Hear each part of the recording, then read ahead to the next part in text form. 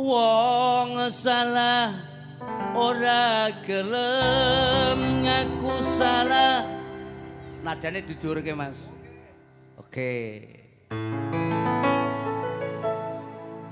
Wong salah ora gelem ngaku salah. Suwe sapa wonge sing betah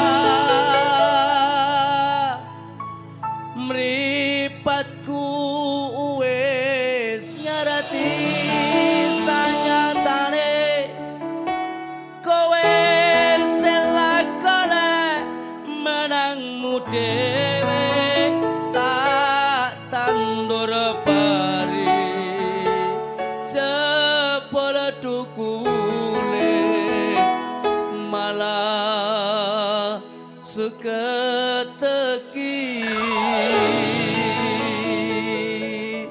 Spesial buat Ibu Siti Lisnur Hayati.